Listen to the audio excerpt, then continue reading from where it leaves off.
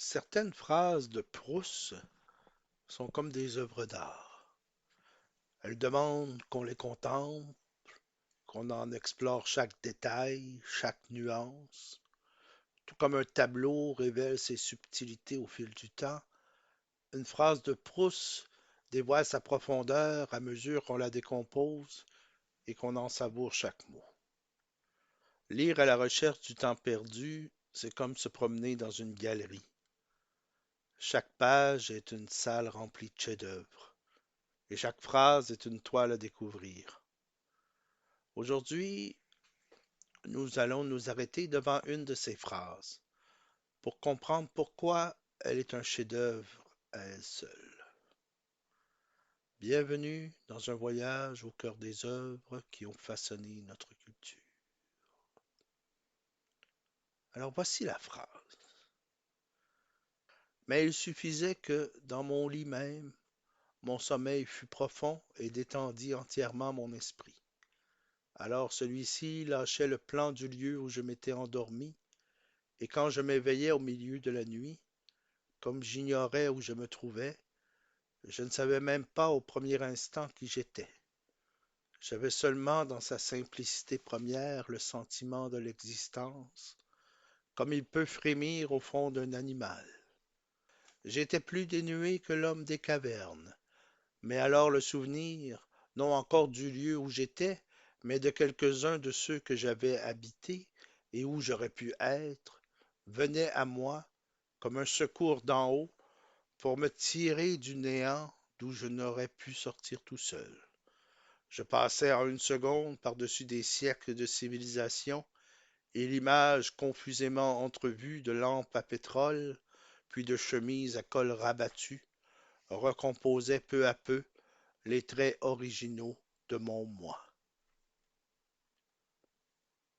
Pour comprendre cette phrase, je vous propose une méthode que nous avons déjà explorée dans une précédente vidéo. C'est une méthode en trois étapes, simple mais puissante. D'abord, le constat initial qui pose les bases. Ensuite, la transformation où tout bascule. Et enfin, la conclusion métaphorique où le sens profond émerge. Si vous n'avez pas encore vu cette vidéo où j'introduis cette méthode pour analyser les phrases de Proust, je vous invite à y jeter un coup d'œil. Elle vous donnera des clés précieuses pour comprendre son écriture. Vous trouverez le lien dans la description. Donc, l'étape 1, le constat initial, c'est l'abandon dans le sommeil. Mais il suffisait que, dans mon lit même, mon sommeil fût profond et détendit entièrement mon esprit. Ici, tout commence par un état de calme absolu. Mais cette sérénité est trompeuse. Elle prépare un bouleversement. Comme une peinture impressionniste, où la lumière paisible annonce parfois une tempête. Ce constat initial contient déjà une promesse de transformation. La deuxième étape, la transformation, la perte et le retour. Quand je m'éveillais au milieu de la nuit, comme j'ignorais où je me trouvais, je ne savais même pas au premier instant qui j'étais. Le narrateur perd tout repère, ni lieu, ni identité. Il est ramené à une existence primitive, presque animale. J'avais seulement dans sa simplicité première le sentiment de l'existence, comme il peut frémir au fond d'un animal. Mais cette perte n'est que le début. Peu à peu les souvenirs interviennent. Mais alors le souvenir venait à moi comme un secours d'en haut pour me tirer du néant. La mémoire, chez Proust, agit comme une force divine qui sauve le narrateur de l'amnésie. Puis vint la conclusion métaphorique, la renaissance par les objets. L'image confusément entrevue de lampes à pétrole, puis de chemises à col rabattu, recomposait peu à peu les traits originaux de mon moi.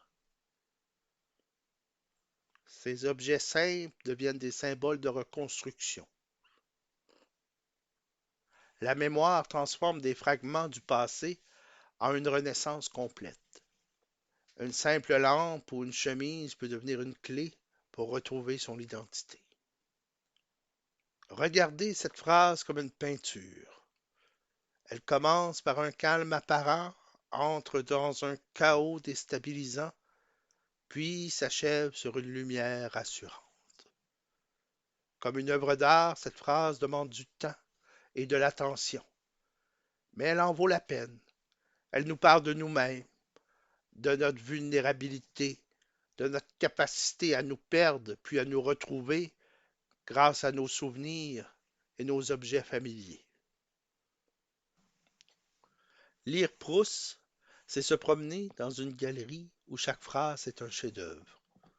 Ce n'est pas un parcours rapide, mais une invitation à la contemplation. Alors la prochaine fois que vous lisez une phrase longue et complexe, arrêtez-vous. Prenez le temps de l'observer comme vous le feriez avec une toile dans un musée. Si cette analyse vous a plu, pensez à aimer cette vidéo, à vous abonner à la chaîne et à activer la cloche pour ne manquer aucun de nos prochains voyages au cœur des œuvres. Et si vous avez une phrase ou un passage de Proust que vous aimez particulièrement, partagez-le dans les commentaires. Qui sait, il pourrait être au cœur d'un prochain épisode.